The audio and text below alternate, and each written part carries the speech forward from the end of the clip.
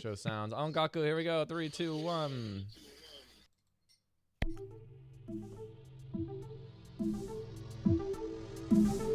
Welcome to the podcast that buffs your Hearthstone game. This is Velen's Chosen. Not all who wander are lost.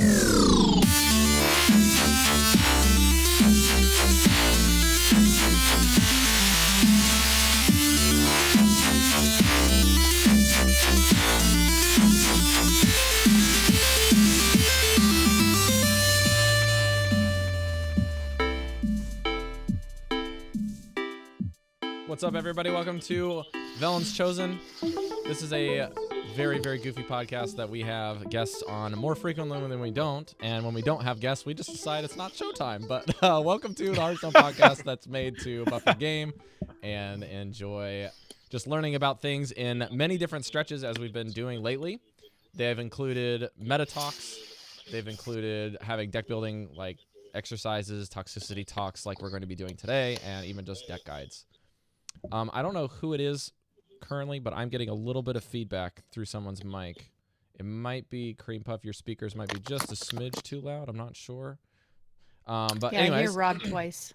Yeah, I'm hearing myself twice as well. Anyways, I mean, all the sound's coming through my headset, so we'll figure it out in post. Hopefully, it won't be too bad. I'm not quite sure. Somebody might have the stream open. That might be what it is, and it's picking it up. But anyways.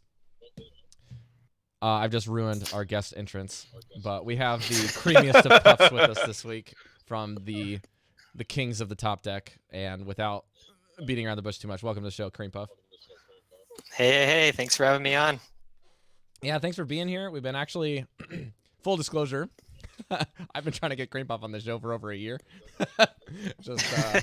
I moved to Japan at the wrong times, and then KremePuff got on to TDK, and we had stuff going with Andrew moving over to his show, and other things came up, and it's just, here we are.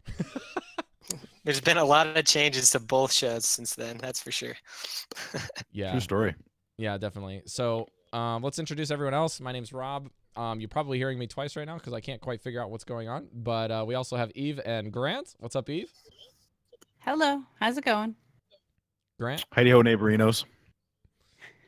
It's gonna be a long show, so we're gonna keep the pleasantries short. But I'd like KremePuff. You can take the floor and introduce yourself for those people that don't listen to your Twitter that is exploding recently, and a lot of references from other pro players that are talking to you on the Twitter sphere, and don't listen to Top Deck Kings. You can let people know what you are and what you've been doing, your pedigree here. Yeah, so I have a show, Top Deck Kings. It's a solo cast. There's several solo casts out there.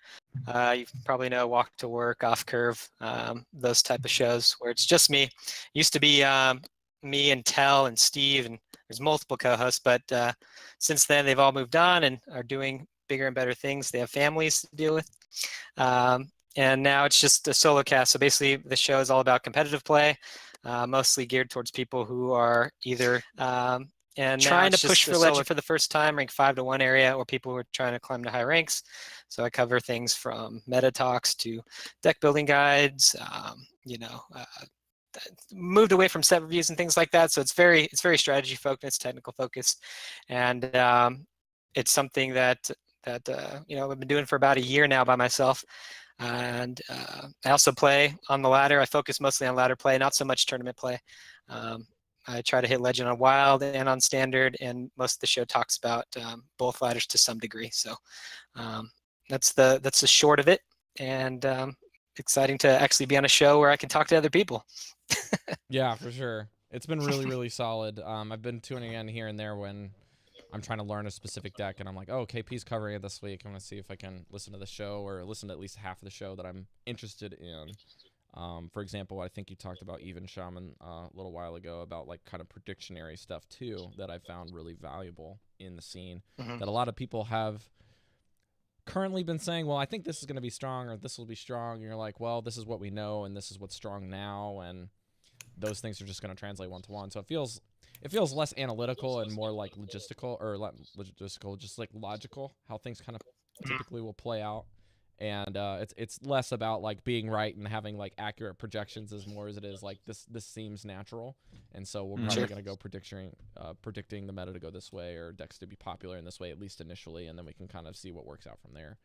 But it's been really valuable for me personally. But Eve, Grant, do you guys want to have any other things that are burning questions in your mind that you think the listeners might actually want to ask here? I feel like we use his decks a lot. Like it's always KremePuffs this and KremePuffs that deck. So we use them a lot on the show and in our Discord. Yeah, it's definitely fun. I mean, I lurk around in a lot of different streams, and I try to see what some of the top pros are playing, and then I try to play them and tweak them based on what I'm seeing. Because sometimes there's pro players who are playing deck lists at high legend that necessarily don't match whatever meta that people are facing at either lower legend or rank 5 to 1. So I'll try to tweak it there. And then depending on if another deck's getting popular for whatever reason by maybe somebody's not high legend, how do you tweak that to the meta that's higher? So using things like HS replay and those sort of things just to help fine tune. So. All right. Let's go into some Hearthstone news.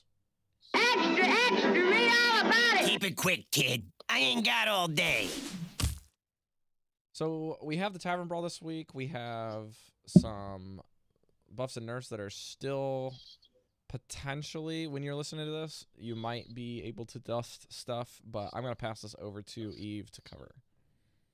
Yeah, we just wanted to give a notice to make sure people have disenchanted the nerfed cards by June 5th. That's your deadline. If you've been holding off just to see if they are still in the meta and you've been waiting, June 5th is your deadline, so make sure you get it dusted by then. This week's Brawl was Gone Fishin', which used kind of a mechanic out of the first dungeon run, which was Tad's fishing pole, one of the bosses you could come up against.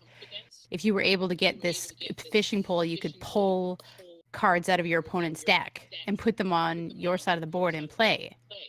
So they decided to make that into a brawl, which was really cool. Immediately when I made my deck, I was like, okay, I have to make it full of crappy minions so that that's all of my opponent pulls. And I went in like really early, so my opponent had not figured that out yet, and he had like a bunch of like really cool minions in his deck, and I pulled out Deathwing and like the third fishing pole, and I was like, yep, this works. Nice. So just kind of, you were supposed to try and go for maybe battle cry minions, where the best part of them was their battle cry, and then you would get that when you use them on your side, but your opponent would not get that because they'd just be pulled out and put on the board. So hopefully a weaker body or even a downside for them after the battle cry. And I thought it was really fun and different. What did you guys think? Well, I did a really time out trolly real quick thing. here. I can still hear echo, and it's not just me. I think it's on KremePuff's end. What I've been listening to here. There is something coming through. Maybe the headphones are turned up a little too high, and the mic is picking it up because they're closer. That's just my guess. Or is it coming out like the speakers of your computer? No, my speakers are off. It's all coming through the headset. Let me see if I can turn that down, if that changes it. All right. How about test, I can test? still hear myself. Yeah. Check, check, Grant's Check. fine. Check. Eve? check. Check. Test? Can't hear Check. me. Can't hear Test. Grant. Can Okay. only hear you, Check. Rob. I think I that's think it. you fixed I it, think I solved KP. Is it Did better? Yeah. Can you hear us still? Okay, yeah, I yeah. turned some things down, so maybe that helped. Yeah. Perfect. Okay. Also, Okay, we good. cut in the audio version, so don't Sorry worry about too that. much about it. It's okay. It's Yeah. okay. I just want to fix it while we can. For those of you on YouTube, sorry about that. On live stream, stuff happens. Yeah. It's fine. Okay. So what did you guys think about the Tavern Brawl? I have thoughts. Go ahead. I did a kind of a trolley thing. As I thought, ooh, that means they're gonna be like trying to pull stuff out of my deck. I'm gonna get the most bland, boring, stupid cards ever. So I just got only like basic cards, and I just filled my deck with low-cost basic cards that couldn't do anything. And then my opponent was filling with all this fancy schmancy stuff, and it was like, no problem, easy. It was just fun to watch, like, raptors pop out and little dumb 1/1s and stuff like Every that. time It it's was like, wah, wah. funny. No. Oh gosh. KP, what'd you do for the brawl? I played it once. I went up against like an even shaman, and I was playing basically even paladin. I was playing Shudderwalk shaman, which ended up working out because it's battle cry centric. So, I just went. Didn't That's get the any deck, and value. it just happened. Yeah, it just happened to be that way because I was playing Shudderwalk shaman on ladder. Anyway, so I'm like, I'll just play this without knowing anything about the brawl, and it ended up working out for me just as he's pulling out non-battle cry Nice. stuff, and he was pulling out Tyrion for me, and Lich King and stuff like that. Holy So crap. it ended up being Somebody didn't pretty understand simple. how to play the brawl. Well, Yeah, it I got never fails to amaze me how many people just go into it and don't read it and don't even try and find out That- how it works and just kind of go. That's what it was with me. I mean, I Right? was just playing Shudderwalk shaman, and it happened to be right because of the battle cries. But yeah, I normally just go in. How can I get my pack as fast as possible on one of those guys? And I went in and ended up working out. I get to smash Tyrion in the face, and they try to kill me with a 3/3, life drinker. So it didn't work. Yeah. Yeah, I actually picked priest, womp. and I just put a bunch of 1/1s in there, and then doomsayers, and some 1/3s and fireflies. So it was like, Doomsayers. Oh. it was great. It was actually just fantastic mean. because they were playing paladin, and they had like a turn 2 hydrologist, and they kept getting like repentances, so they could play their, their 1/1s or their 2/2s or whatever it is again. Or if they got something from my deck, they would be able to play it again. So I was like, So they got Doomsayer, and I hit him all in the face, and he still had the secret in play, and then he pulled out another Doomsayer from my deck, and it was pretty much over from there. But it was really interesting because they had like one Tyrion and then like a bunch of 1/1s in this Pally list, and then they had like 5 cards left, and they still played Call to Arms. I was like, why would you do that? I was like, I might be on the bubble of losing this game right now because you have 20 health instead of 30, and I was just so surprised. I'm like, you have a bunch of 1/1s, you can hit me every turn. I can just like heal 2 of the damage and wait 2 turns and you're dead because you have 1 health left. And I just top deck a Shadow Madness and take one of his 3/3s and punch him in the face. I was like, this is better. This is better. But Yeah, I forgot to mention you only have 20 health instead of 30. So maybe they heard our memo of we like our brawl games to be a bit faster.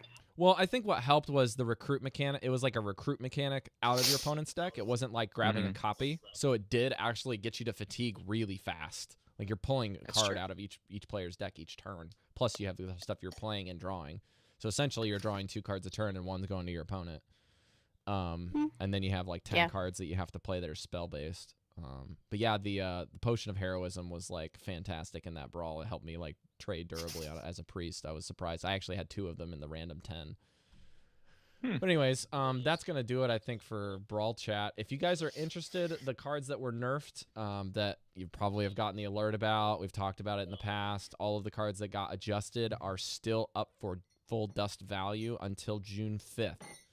So I'm guessing that's probably around noon Pacific time is when it's going to be done, or midnight Pacific on June 5th is when it's going to close. So make sure you get those in.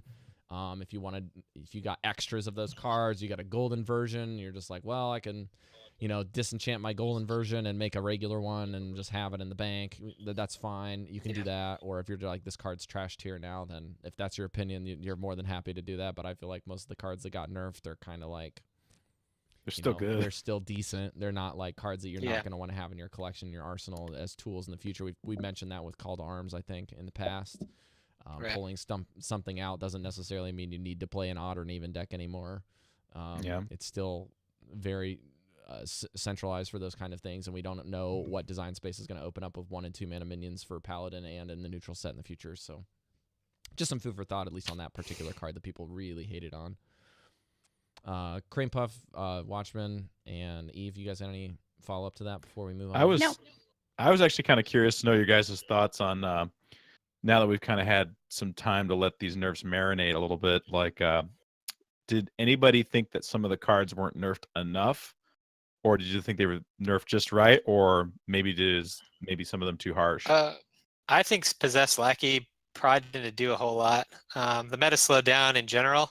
So it being an extra turn to play it hasn't affected it that much Case in Mhm. point, like I forgot the guy's name, but the number one legend deck on EU was Cube Block, and highest draw win rate, I think it was number 3, was Possessed Lackey. So it's Oh not. I man. mean, it slowed it down a bit, but Call to Arms got slowed down a bit, and other decks that are in the previous meta are generally slow. People are playing Taunt Druid, people are playing Quest Warrior. You have a little bit more time, so not only do you have the weapon still on 5 that you can rely on and do Doomguard Cube shenanigans, but the Possessed Lackey on 6, I felt like it didn't do a whole lot. And plus, the Dark Pack like heal, because you're not getting killed by Called Arms on 4 as fast. Like it's not It's as removed both oppressive. factors, right? Yeah. Yeah, so Hmm. it's still a tier 1 deck. People haven't been playing it as much, but give it a week, and High Legend will probably be mostly Warlock. So I think it has to do with the amount of area of effect clear and then the lack thereof of aggression, right? That's what we've been Right. seeing. The other Mhm. thing is the ability to. Why we're talking about Hunter this week is likely because it is one of the decks that actually does go toe to toe with this list, even though it's not being played as often because people are basically in generally the two camps of the community where they're like it's too much nerfed that people are just not really playing it in general on the lower tier. They're Yeah. kind of like bored with they think it. They're either bored with it or they're like this cards are probably nerfed, so it's not playable anymore, and I just want to play something else. But like you said, you also give it a couple weeks. I was saying also weapon hate's kind of gone right now. Mhm. So that's why you're seeing like Malagos Druid being tier 1 at the moment, because they can play their 1/4 weapon. Twig of the World Tree. Twig of the yeah. World Tree, yeah. And so now that generally opens up Skull Minari being a lot more popular. So outside of like Shutterwalk Shaman that runs an ooze really, most standard lists you're seeing out there aren't running any weapon hate as well. So that also helps. So we'll see the meta adjust, but I think that's some heads up stuff that we hadn't really considered here on VC. That when we were talking about the card nerfs, was the adjustments were kind of like this card in relationship to what we currently play. Whereas when you see like a kind of broad spectrum of cards that are getting adjusted across the board, you now have to consider each of them in tandem with one another, and then what else is left. So like nerfing Possessed Well, I Lackey think that's and why the- they nerfed and- Call to Arms, right? Because they were worried that if they nerfed the heck out of Warlock, then Paladin would just like take over the meta. So they Right. had to nerf Paladin as well. And then they were like, then Druid's going to take over the meta. So we got to nerf Druid as well. And then now we have everything that's just kind of like, Now, the real question for Bleh. me, mainly for KremePuff and Grant, is that are we going to be seeing Mountain Giants being a mainstay now that Lackey is nerfed and Q Block isn't that bad? Because getting that out on turn 3, turn 4 is still really aggressive. And now that you don't have anything like this outside of maybe a Hunter's Mark that you have to really deal with, or a Freezing Trap, it seems fairly still like a good play early if you want to run Mountain Giants in the list. Hex. Well, Go ahead, Yeah, well- KP. Well, even Lock, I mean, that's sort of what makes that deck, probably bottom of tier 1, because you can get Giant on 3 now because you get the 1 mana hero power. Mhm. So it's an auto include in even Lock, and in Q Block, it just makes sense to run it. I used to run, maybe in last meta, I used to run the non-Giants list and just run sort of a hybrid package of Ren. Just because there's so much weapon hate out there. When I was trying to climb on the last couple of days, having the Rin as a backup plan was fine. But because weapon hate isn't as bad, you might as well just stick Giants in as well and not have an auto or a backup plan to win off of Rin, unless you want to go the full control Warlock route. Right. So yeah, Giants Mhm. Giants are good.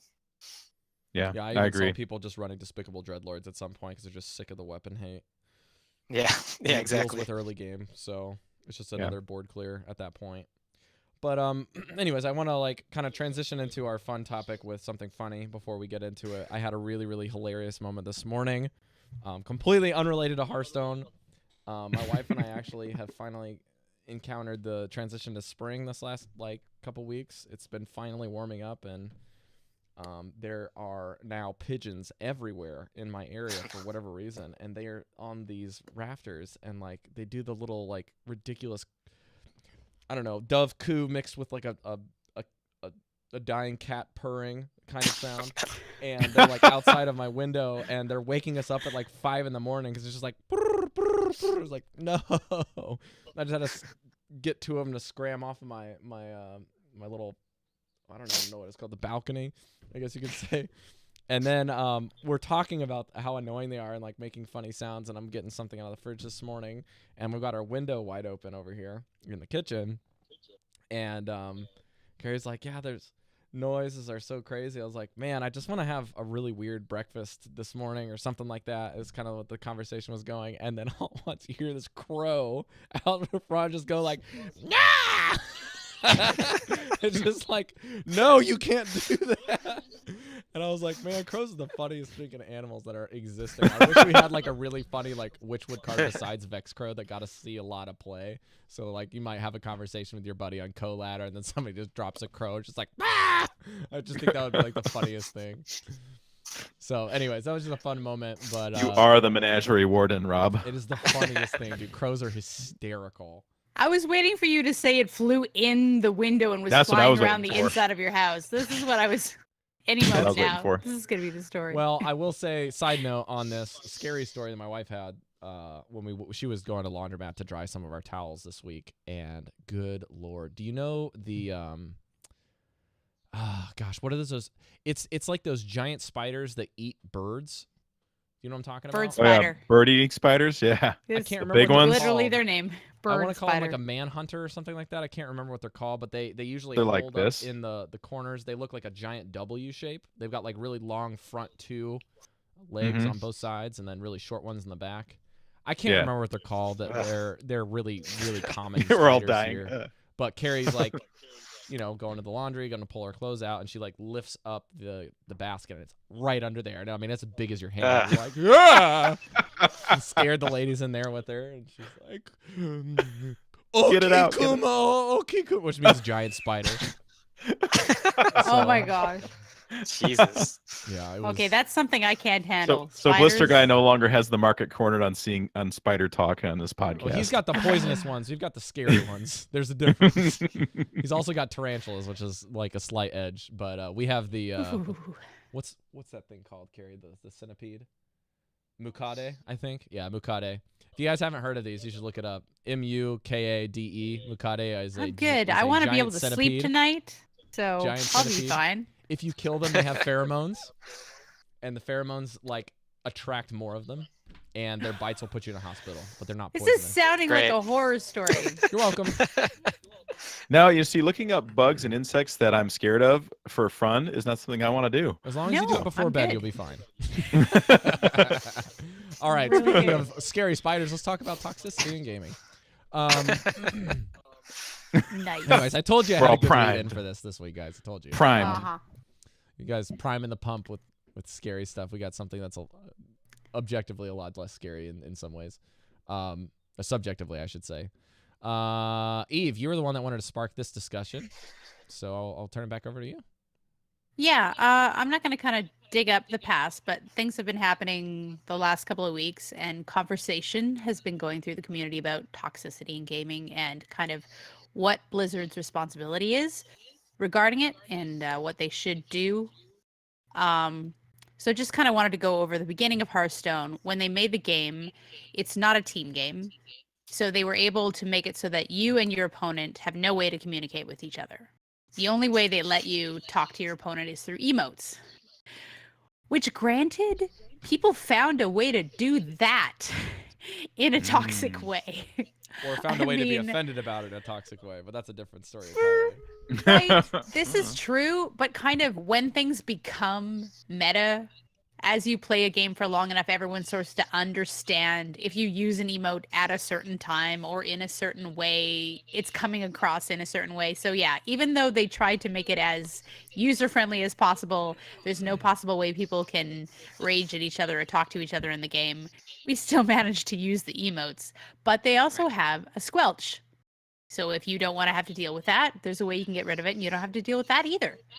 So some people might say, this is it. They've done their job.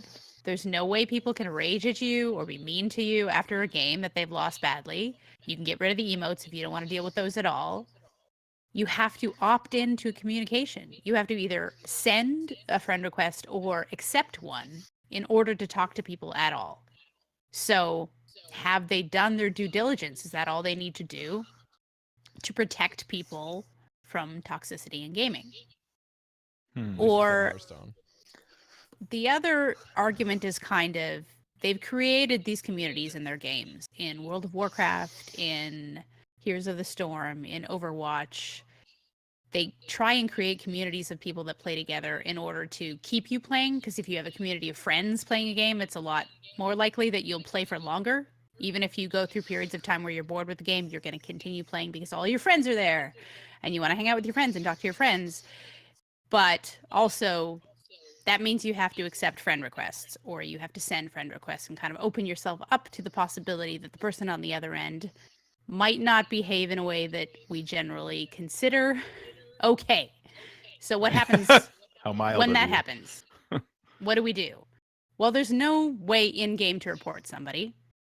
There's no way like directly from the Hearthstone game. You have to go outside to the website, to Blizzard's website, and then you don't even really know if anything happened to the person. If it worked, they don't really get back to you and tell you this person's been banned or whatever. If you report a bad interaction with another player. So that's kind of starting off the discussion. Who would like to tell their thoughts? I will go because I had a fairly toxic experience. The other day I was playing mid-range hunter against an odd paladin. Okay, so that actually matters. I squeaked out a win because I didn't think I was favored to win that game, but I somehow squeaked out a win. I top decked the right thing, and I blasted the guy down. No sooner is his portrait exploding, and I'm getting a friend request. And it was basically 12 F words in a row, what he's going to do to my mom, Spanish versions of it, and then more of it. And I just typed reported. And then he got worse. And he just kept going and going and going. And the last thing I typed was, maybe this isn't the right game for you. And I just left it at that. And he just kept going on and on and on. And I thought to myself, I kind of half friend requests out of sport because I just want to see the depravity of man or people. I want to just like explore this and the lengths it'll go. But at the same time, it's like I've also had the opposite where sometimes people say, hey, aren't you so-and-so from show? And hey, cool. It's cool to play. And sometimes it's cool, And sometimes you can get in interesting dialogues. But like after about the 12th line of profanity, like unbridled profanity, I just started thinking, man, I wanted to report him right away because I typed reported. And if I was on like the computer client, I could have done it. And I couldn't report him right away. And I thought, dang, I can't remember the guy's screen name. I couldn't get his battle tag. And I was like, okay, so this guy just gets to roam around and just be him. I guess to a point, I don't want too much infringement on what people can and cannot do. But I mean, the fact that I couldn't take the necessary steps via the client kind of bugged me a little bit because I have reported people in Overwatch and got responses to be like, yeah, we're taking care of this person. We can't tell you what we're doing, but we know it. We're taking care of them. Some action is being taken. But with Hearthstone, can't do it. So I think there needs to be some more or some ease or some way to like get that kind of stuff done because people like that don't need to be. Well, here's I don't know. my one question. What thought was going through your head when you automatically got a friend request after that game? Was there any part of you that was like, this is probably going to be a rage-filled... Well, I wasn't sure because we were both playing kind of faster-paced decks, and the guy was calling me a hunter effing smork something or other, and I'm like, but dude, you're playing odd paladin. It's not like this is the What's your pot deck calling the called? kettle black. You Yeah, what's have your two cauldrons that I just didn't see that you were trying to have fun with? I wasn't even smorking him. Like I beat him with the kill command, but that's about the closest thing to smorking, I think. I realized that it's just I played car creeper, dude. Just The kill one him with the bad cards and make it even worse. I wasn't sure what I was thinking. I think, like I said, I kind of get a little bit of sport out of it because I just want to know. Because some people are like, dang it. And I'll be like, yeah, it sucks sometimes. I know I've lost the same way. And sometimes people will become reasonable and start talking to you and like, yeah, I've had people actually say, yeah, I'm just kind of mad. I'm sorry about that. But like this guy just was like, he was probably one of the worst ones I've ever seen. Do you think that maybe people do this because they know there isn't a way to report them? They kind of feel more free and like less afraid of anything happening to them at all. So this is why they do it, because there's no repercussions? I think that's a slightly broader question than just like Blizzard and Hearthstone. I mean, there's a bunch of stuff. Like one, Can you imagine any of our grandparents ever doing that to anybody in print, Yeah. whether or not they play video games or not? And the answer is no. Well, my it Well, depends for the on most which part. grandparent, to be honest. But I mean, in a sort of a Susan, damn it. now, okay. So let me qualify. There's not necessarily just because you're over 60 doesn't mean you can't type the F word. Okay, just saying. No, I'm saying he'd Chris, much what rather accent, say it Chris? straight to your Sorry. face rather than write it Right. down, but he There still you wouldn't go. have a problem saying it to your face. Right. But what I'm saying is like, but generally speaking, like the culture, the older cultures that have gone before had I'm going to say a little more decorum to where that just wasn't something you were going to do, or at least not behind the anonymity of a screen. But I think current culture, and it's not just, I wouldn't say it's just American, certainly not. I was about to Has put a somehow- big fat asterisk on what you were saying. I was putting Right, it's not- culture. It's not just American. No, I think no, it's internet worldwide. culture, Internet not like culture. country culture, internet culture. Yeah, It there somehow has been given permission through whatever means to feel that this is okay, this is accepted. It's the same people, it's the same things that cause people to be able to vent anything they want on Facebook, take pictures and send them to people of anything they want. You know, that's just sort of the byproduct. Updated our privacy policy. You know what I mean? So I think that when you consider that broader picture, I guess I'm going to ask the question sort of roundabout, like, is there anything that is possible to be done? Because you're talking a global human mindset where the people who use the internet have become accustomed to a certain way of being, to where they don't want to have decorum. So whereas we will kind of take a step back and say, you know, that's kind of toxic. I don't think that that's good. I don't know if a lot of people even think that far. You know what I mean? I don't know. Creepy. Yeah, I don't know. It's tough. I know, like you were saying earlier, you can opt into friend requests and stuff, but in terms of tournaments, like you have to add people. And I've seen people post you know, Challenger Cups or whatever, and people just saying whatever they, you know, whatever salt in is brewing. tournaments. Yeah. you Yeah, have well, to like add yeah, in someone. tournaments, and you Yeah. have to accept random people, and if you happen to beat them or whatever, then they're gonna say, I mean, not everybody, but some will say some distasteful things, and you can't really do anything Wow. about it. But It's it would be very nice frequent.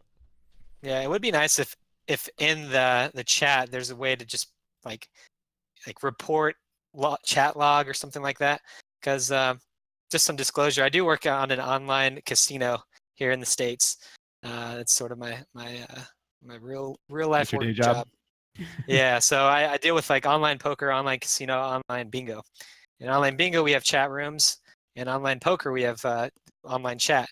You could we have moderators who watch the bingo part of it, so nobody gets out of hand, and you can ban people within the client to do that.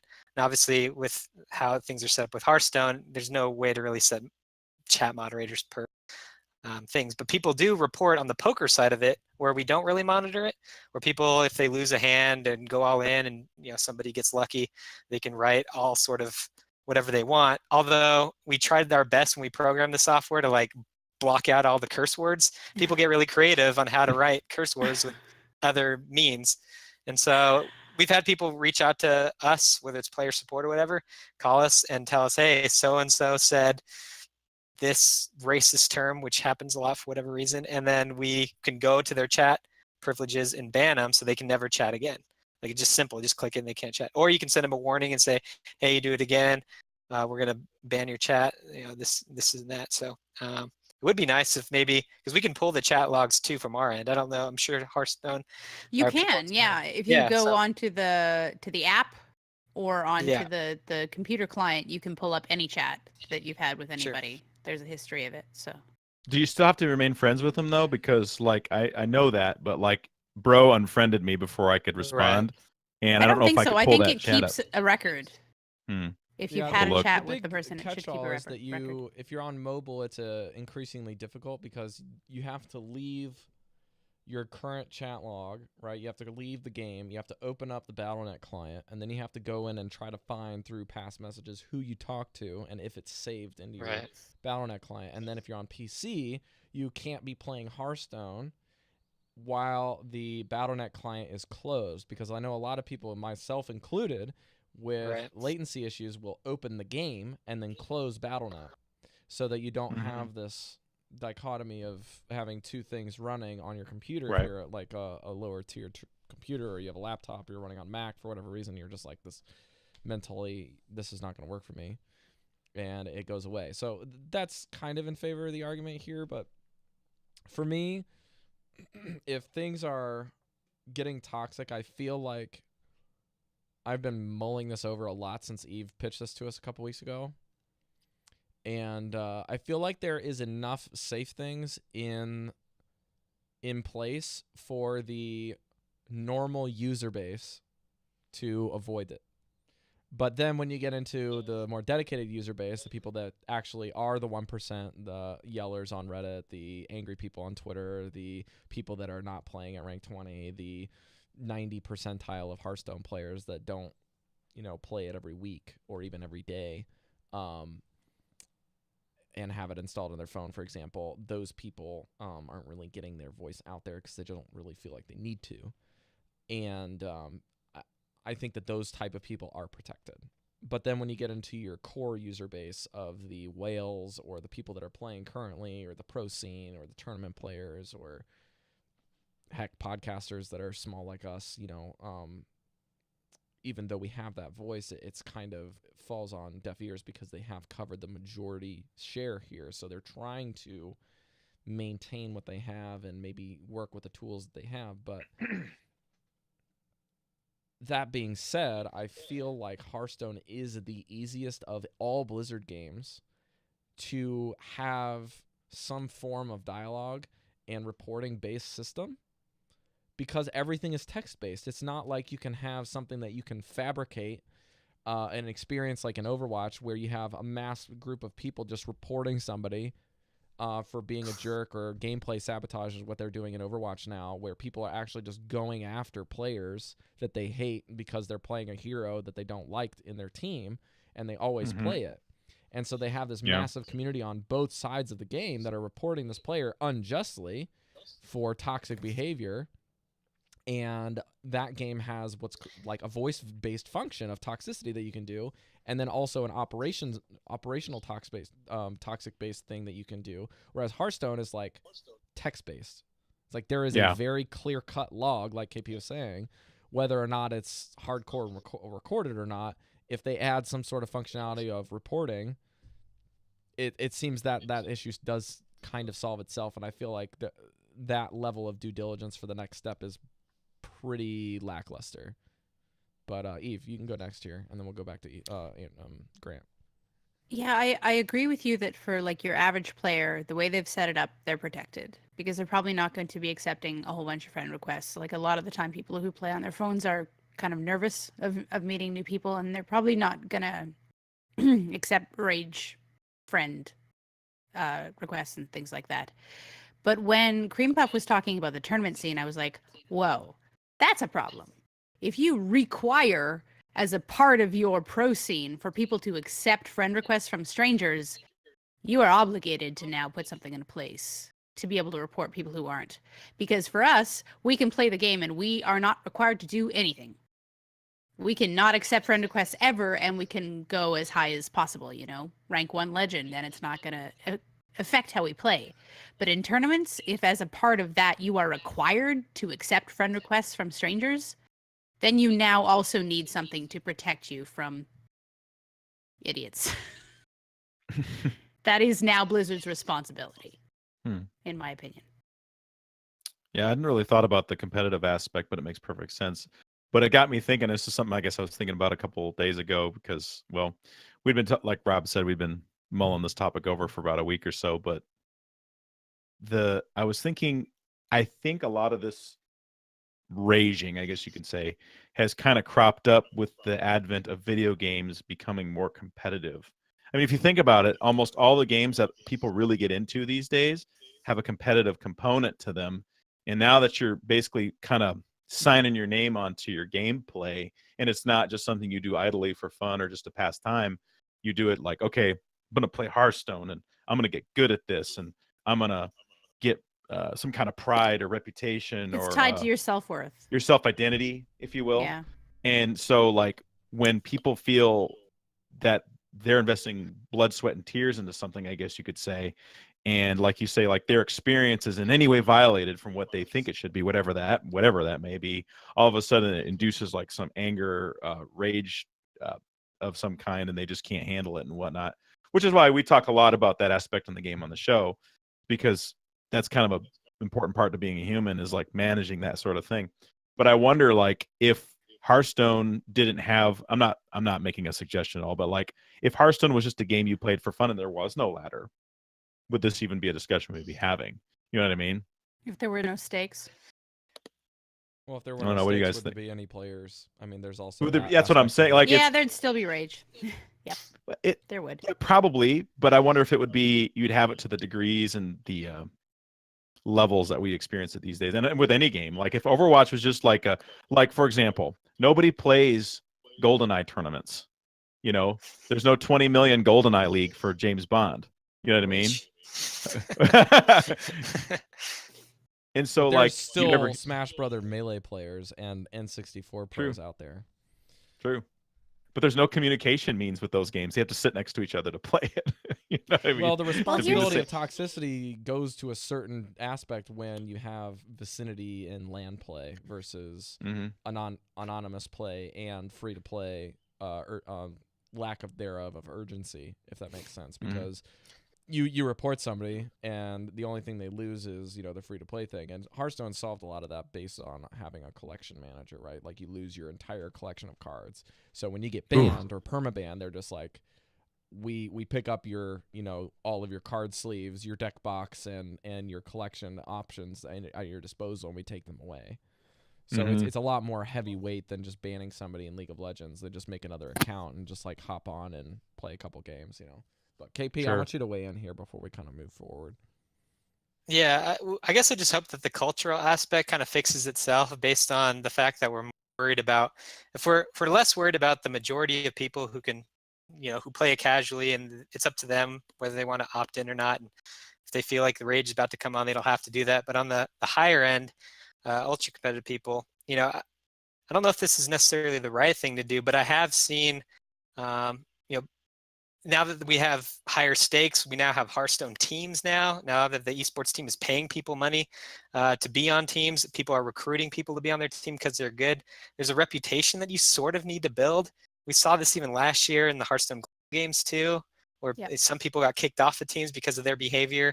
Some of it was, you know, in Discord and stuff like that. But still, that goes around. People screenshot chat logs. I remember when Soddle had screenshot when the Wild Open thing was happening. You had to qualify for Wild. There's a specific player who was raging at Soddle. He screenshotted that, posted that on his Twitter, and now everybody knows this particular guy is just a rager. So I like the culture aspect sort of fixes itself in that sense, especially people who are highly influenced. So that's the hope. If the ultra competitive people are the ones who are going to have to accept these friend requests and have to deal with that, they have to also be, they have to know that they can potentially be called out. And if they're known as a reputation of being a rager, a racist, anything like that, it's going to be hard for them if they want to pursue Hearthstone as a career or make money or get on a team. I guess you just hope that fixes itself. I mean, ideally, yes, you can press the report button. It takes a screenshot of the chat log or whatever, and it just gets sent right over to support, and they can do what they want with that. But I think there needs to be some accountability with the influencers. I think we can, what what we're all saying is that there needs to be at least one more thing in place, and I think that that's not too much to ask either. Sure. I agree with you, KremePuff, but the problem is that puts the onus on you as a player to screenshot it and report it on your Twitter instead of it being Blizzard's responsibility to take care of it. And then you might open yourself up to like a bunch of people who like are fans of this other guy who just raged on you, dumping on you on Twitter and going, how dare you talk about this person? He's not that kind of guy, blah, blah, you know? And it surprised me when you said people at tournaments treat people this way, because I thought, wait a minute, couldn't you like know this person? Because if you're at an actual like big one, you could walk over and see this person face to face. Would that not stop people from being I mean, like KP said, I think the onus of it being on another player is somewhat good. Like you do want to have some realm of responsibility within the player base, if that makes sense. Like you can't catch anything and everything. Like the people are too creative to get around the filters of getting things that they want to say done. I mean, if there's anything evidence of that, it's literally anything in any video game since video games have gone online that people make gamer tags that are racist or over-sexualized or something, and people are raging at Hearthstone for this, and it's like, this is a whole nother can of worms that we're not opening, but I'm just saying this is a universal issue for video games that go online forever, and it is a rabbit trail that just never ends. And because people are so creative, you just have to go on and you leave it to the community to report them and have a function for them to do it, and then you move on. But the other side of the coin too, with KP, you saying that it should be, you know, eventually it'll kind of work itself out within the subculture of the game.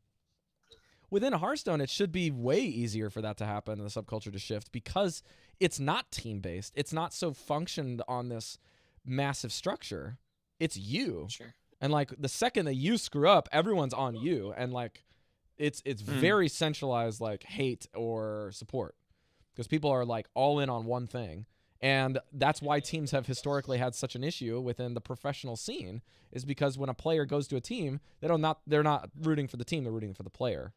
And that's why, you know, when my favorite player, Frozen, for example, goes to, you know, Luminosity Gaming, I buy a Luminosity jersey, but I'm not buying a Luminosity jersey. I'm buying, I'm buying Frozen, or I'm buying Frozen PX jersey, Void, or I'm buying Chalky, or you know, whoever it is. That's who you're all in on. And on top of that, to kind of put a kibosh on this and maybe like finish up discussion, this is a personal take, and you guys can kind of interact with this, but we've been actually having this talk in Overwatch League scene where people think that to have somebody who is toxic is actually a gauge, and there is a realm in which you can be kind of the quote unquote bad guy and not be evil or ethically wrong, if that makes sense. You can just be like kind of a jerk and not be like, you can be a terrible human being, but not like, you know, somebody that should never play the game or never touch their cards. Would the Hearthstone equivalent be like Amnesiac, like the young savage? Yeah. I am not very keen on dropping names aside from 6-0 and Amnesiac, but we'll put it there. But like some of the times, like you have to anticipate, like this is their, you know, their brand of humor. This is the style and the persona that they're putting on. You know, you have the whole Reynad Salt thing that's gone on forever and ever and ever. And then there's bad guys in Overwatch, and they're trying to play that card. And, you know, people that have, you know, teabagged, or what they're calling in Overwatch, the tactical crouch on somebody in the pro team. It's just like they're trying to be the bad guy, but it's like fun. It's getting in their head. There is a realm of mental game that you have to credit somebody to do. And if they're not taking the wherewithal to squelch their opponent, then the emotes are fair game as your cards. You know, you have that as well, and I know that has been something. I got to agree with that, honestly. If you're not going to squelch and then you're going to get butthurt over an emote, I'm sorry. You just got to play the cards the way they are. Anyways, I just wanted to bring that to you as like another gaming influence, because Hearthstone people and traditionally gamers as a whole kind of get into their individual game bubble, and they're like, no other game has this problem. It's like, I did want to say though, I don't want to demonize these people that like get on to Hearthstone and rage at other people, because I rage a lot. Like I yell, I swear at my computer. When I'm playing like Destiny, you don't even want to know the words that I use. I make sure my children are asleep or not in the house, but just like the stuff that comes out of my mouth, the step is I don't have it on voice chat when I'm with other people, or I don't type it out and send it to other people, but it's in me. Like I'm capable of it. I just don't share it with people. I don't stream and also swear and go off. But like, I think we're all kind of capable of the rage. And it's just that next step of like sharing it with your opponent. Well, nobody's disputing that, right? But that's why you teach children at a very young age, it's not okay to hit your sister. You know what I mean? You have to, at some point in time, we learn how to parent my kid, Grant. Damn it. Ladies and gentlemen of the world, I teach your children every day. I see what you're not teaching them. So, and right, it's no wonder it's no wonder to me why people rage on the computer. I see perfectly nice kids, you know, who will openly admit that they rage on the computer. So it's one of those things. There's a breakdown. There's almost like this this dualistic nature. On the one hand, we want to present like the people we see in the real world. I want to be this way, whatever that is. And then when I get on the screen, haha, ladies and gents. you know, what? I said there is no It's because- utopia. No, there's it's because not. of the anonymity. Nobody knows who you are, except for when they do. And so you can say whatever to a complete stranger and there's no repercussions, which is why I think it's possible things might change if there were repercussions. Go work in Yeah. customer service for about 10 days and see if something's toxic or not after that in video games, because it's pretty mild by comparison. I can assure you. Oh yeah, that's the thing, right? I mean, if you think This about is it true. really, now not discounting people who do this for a living because it is a viable career. That's not the thing I'm getting into. But for most people, video games are a leisurely thing. And if somebody rages on a leisurely thing, people go, "Oh, that's terrible. Oh, forget about it." You know what I mean? Because to a lot of people, it's just kind of like, so what? You got pissed off because you lost the game. Whatever. Who cares? You know what I mean? I love There's no- hearing Andrew talk about this on Happy Hearthstone when he did. And like he gets upset and like his wife comes in who has no context for Hearthstone whatsoever. And it's just like, why are you like this right now? Why are you upset? It's like, I've had that conversation it with just my matters, wife too. okay? It's my husband too. You know what I He's mean? like, the children are sitting right there. Eve, you're not Think of the teaching them. children. You're not teaching them very good I was practices for playing video games, Eve. I was like, what was I doing? I was playing, I think I was playing Overwatch a couple months ago, and I was sitting there, and I was just the game wasn't going well, and I was really frustrated. And I just sat at the table, and I put my face in my hands, and I'm just kind of like sat there for a while. She goes, "Everything okay?" And I'm like, "This team comp," and I just started like muttering all this nonsense. This team comp is like, I just trying to play my, I can't, and I'm just like, and she's like, "If it's not fun, don't play it." Oh no, yeah. She's like, "So why do you keep playing this game if it's not fun? Why are you agonizing over this?" And I was like, and I started going, I don't know. I don't really know what's. I don't know what's going on here anymore. Damn it. Don't hit All me right, with guys. the logic right now. I don't want to hear the logic. I don't want logic. Just rub my Speaking of back and tell salt, me I it'll think be we okay. should talk about Hunter. So let's do it. Okay. Time for some hunty hunts. All right, we have the best names in Hearthstone: Sidisi and Sipawi. We got Hunter decks with all Well the done. kinds of S's and E's and I's and apostrophe S's and Hunters. So, anyways, Sidisi is mid-range big beast hunter, and we have Sipawi who has a spell hunter, and KP and Grant are gonna spearhead this chat. I'm gonna swap screens for you guys so you can see the first list. We're gonna go with the big beast hunter, which has a recruit function, and Grant, take us away. All right, here we go, kids. By the way, KP, feel free to correct me if I'm dead wrong. I will not take it personally. I mean, because if I say stuff that's wrong, my goal is just to find the truth. So that's what we're here for. So Sure, it'll be fine. I've been playing a lot Da Vinci of Code, Hunter ladies and lately. gentlemen. I love Hunter. I've always loved Hunter, and one of my favorite decks of all time was the OG Secret Hunter with the Huntress in it, the Cloaked Huntress. I love that deck. That was just one of my favorite decks. It was one of those kind of decks where I was able to back on super old nerfed meta ladder where I got to like rank 4 on like day 2 or something, just because I happen to like that deck a lot. It was a deck that I felt like I did pretty well with. I got my Golden Hunter portrait with that deck. So now that the nerfs are coming, I kind of have had the sense that maybe Hunter would be coming back, because Hunter has always seemed like it was just barely out of the realm of being a top tier deck. So I thought, all right, nerfs are coming. Here we go. I'm just going to play a lot of Hunter, and then when the nerfs hit, I'm going to play some even more Hunter. So I've experimented with all the Hunters. I tried the recruit Hunters and the mid-range Hunters and the spell-only Hunters and all that stuff. And kind of what I wanted to do today was talk about a couple lists that I've really enjoyed the last couple weeks. Mainly what I think is good about them, what I think is useful about them on the ladder in terms of like how you can climb with them, and just talk about how to play them a little bit and how they kind of diverge and how they're similar. So we're going to talk about Sidisi's mid-range Beast Hunter list. We'll go down the list real quick. It has 2 trackings, always useful to be able to pull that card when you need it. 2 explosive traps, 1 freezing trap, 2 snake traps.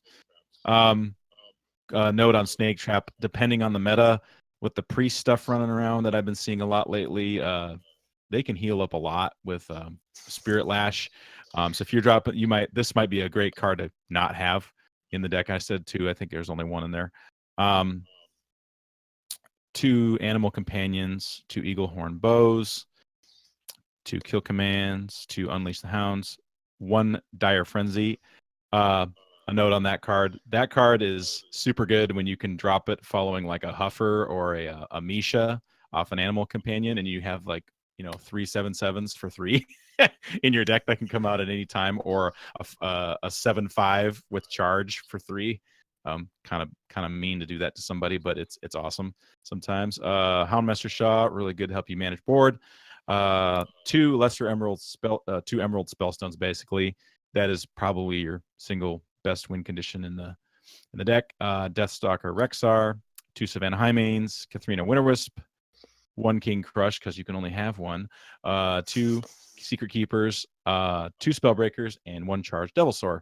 So I love this deck because it's pretty much as mid-rangey as you can get. But the cool thing is you can kind of trick your opponent into thinking, as long as you don't drop a Spellbreaker or a Secret Keeper early, you can make your opponent think that it's a spells only hunter, depending on how well they're reading you.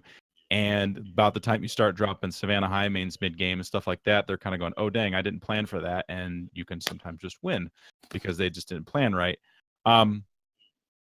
This deck has got a lot of endgame burst potential. It's really, really strong against a lot of things. In fact, I felt like I had a chance. And what I liked about this deck is I had a chance in no matter what the matchup was. There's very few matchups where I felt like, no, this is just, no, I'm not gonna win this game. Especially if you can get an early board. Ideally, I always was wanting to keep secrets and spellstone early. Like if I could do those things early, and a secret keeper, if I could do those things early, it just was, and had any of it stick, it was just game over. And then you just become an aggro deck and you just win. But if the game does end up drawing out a little longer, the late game threats in this deck are just really strong, and I think they're really balanced in this deck. And I like how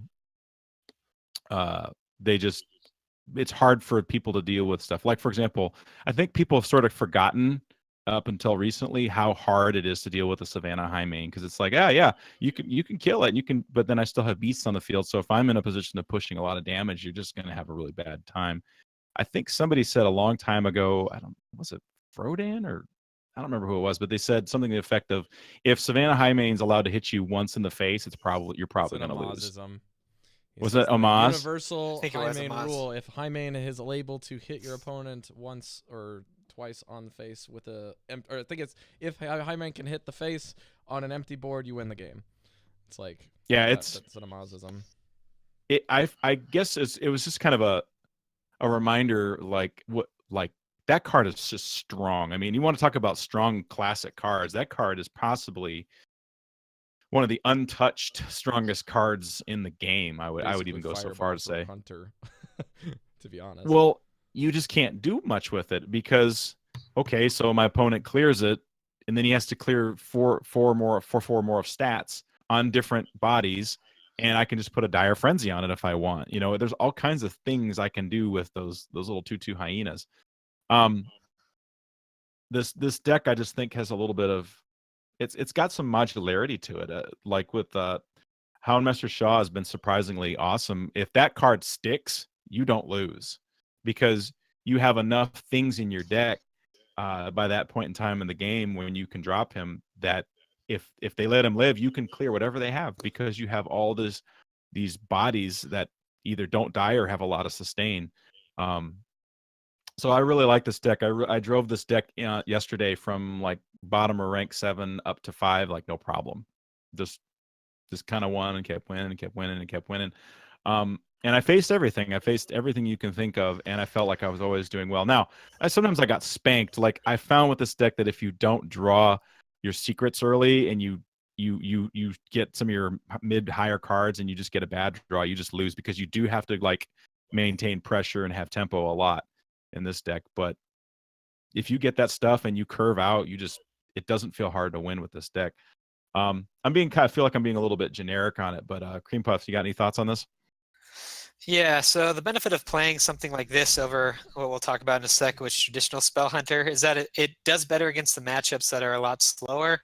I know if like Quest Warrior dominates regular Spell Hunter, whereas this deck should have a pretty substantial win rate against Quest Warrior, which is popular right now. It does considerably worse, I believe, against like odd rogues and even shamans and odd paladins as opposed to the traditional spell list because you don't have as much spot removal.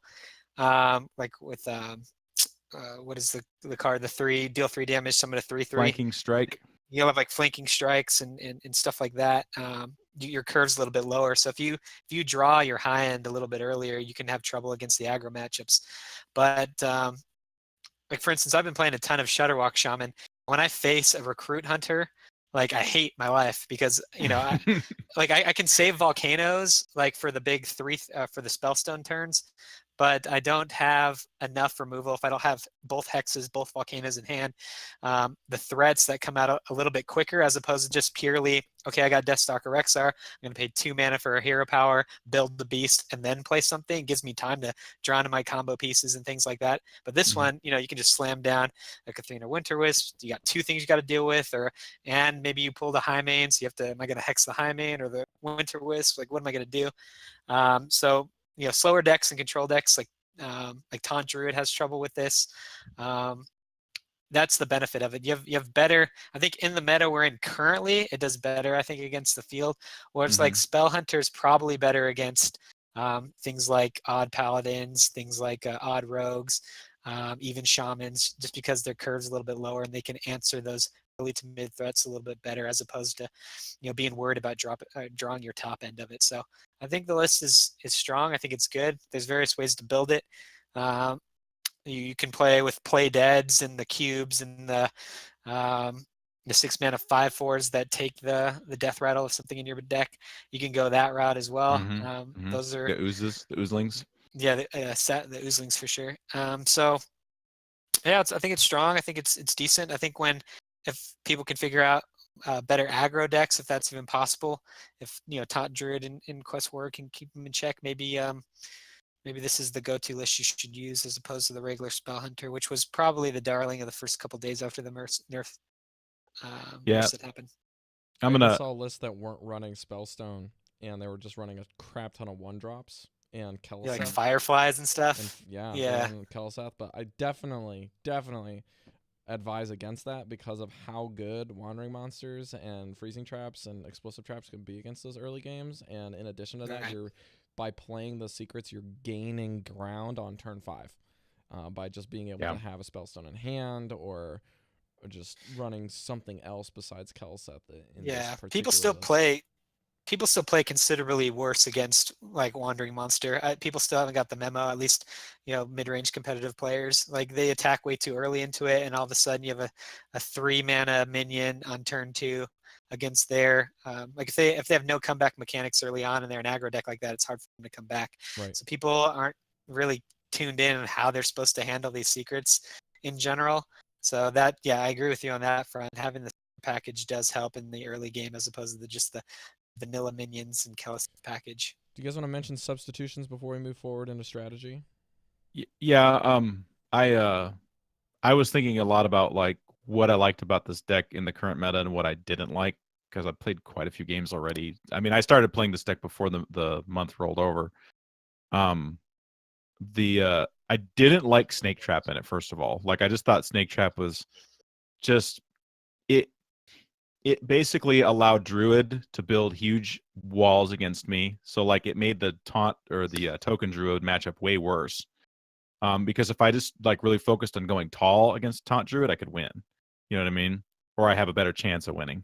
I didn't like it against Priest because Priest would just let me build a big board and then he would drop a Spirit Lash plus a Thalnos or something like that, and all the damage I'd worked so hard to get was just vanish like that. So I didn't like it. It just seemed kind of clunky. It seemed like it wasn't doing what I wanted it to do. And so I subbed in Flanking Strike in it, and I haven't regretted it. So it gives me a little extra removal plus another, body to put on the board. Because I mean, I'll be honest, like removal on a stick, it's not much better than that. You're not falling into the rat traps trap. I guess you could say. Right, right. You're like running the card because you're like, well, it's the next best thing. It's an epic. It's also a secret. People won't play around it. People play around it. I could even without see a me too. world where, now that we're not in a Q block central anymore, like where Spellbreaker doesn't, Spellbreaker doesn't always get as much Running ooze. work as I think it should. Yeah, an ooze might be okay, but like the saplings might be okay. But even then, you're only pulling one death rattle. But I guess the high mains could do it too.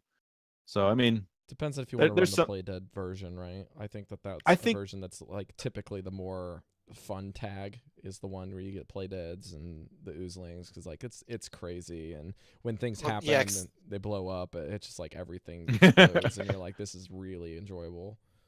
You can take different lines of play if you do the sapling route. Like for instance, dire frenzies can be really good if you run like a stitch tracker package as well.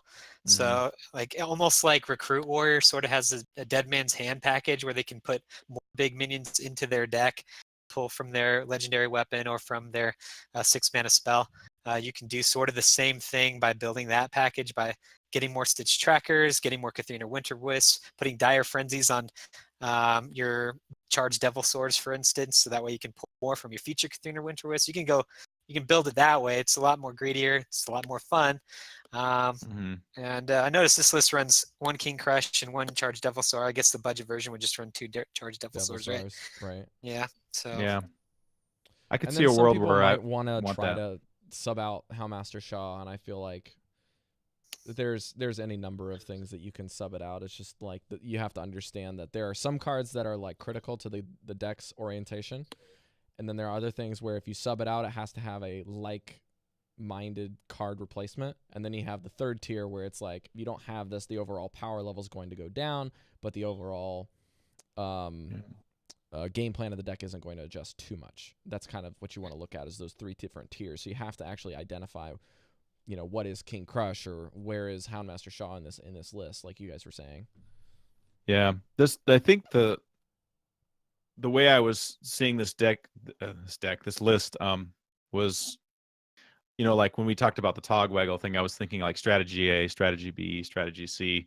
Like my overall strategy is like plan A is always to get secrets out and get like a bunch of wolves on the board and then just like harass them with that and try to get them to use their resources and then, drop some high mains and then, we just take over and win from there.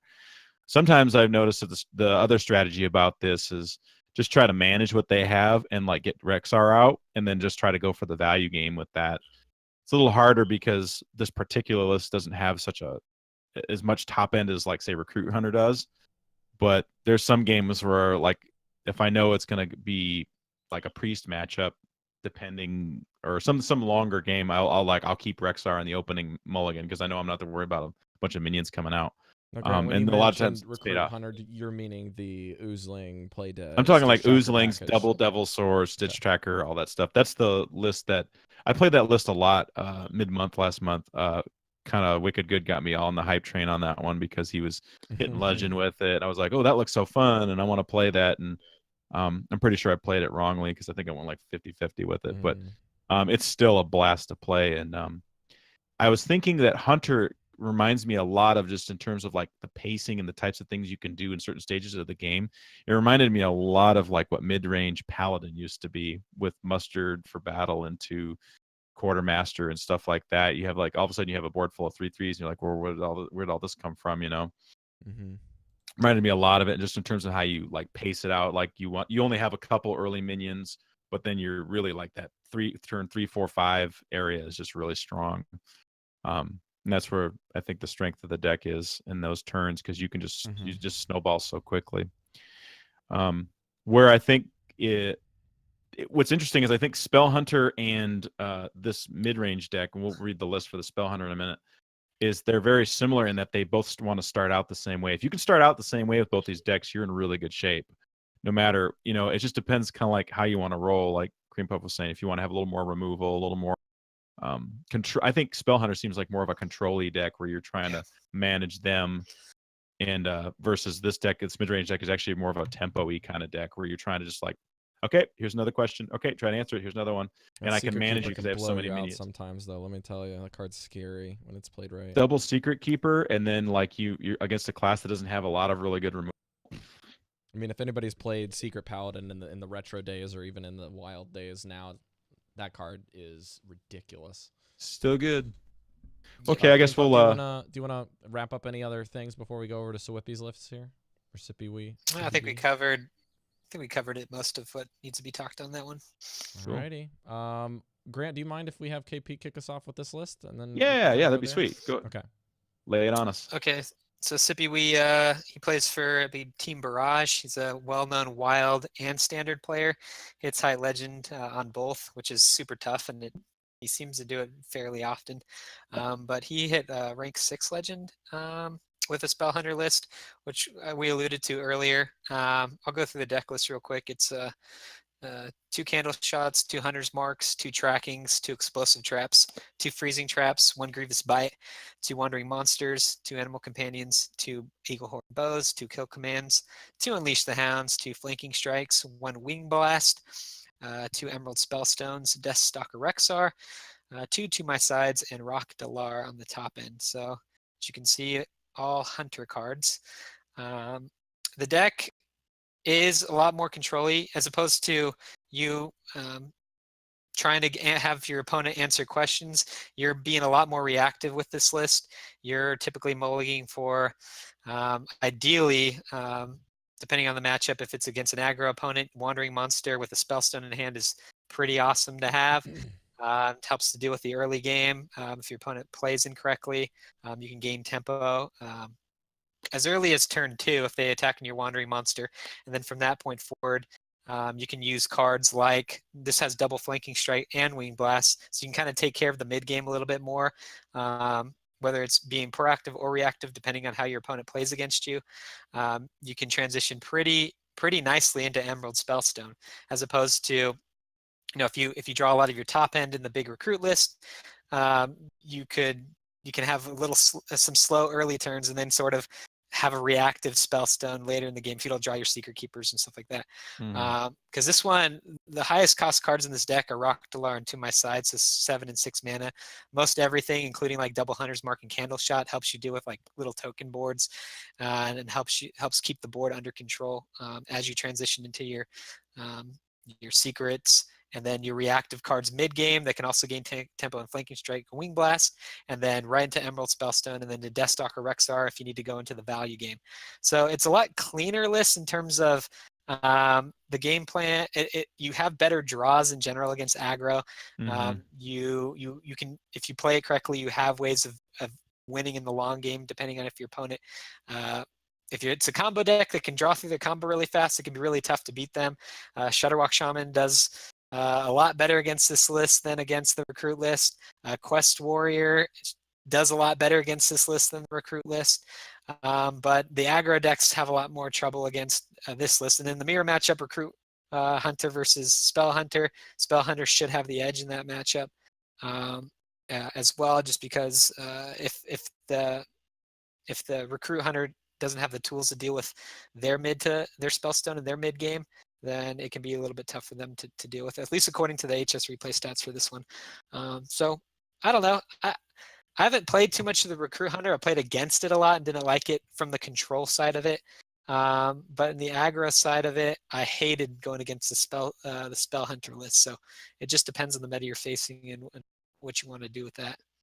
I have Deadly Shot in mine.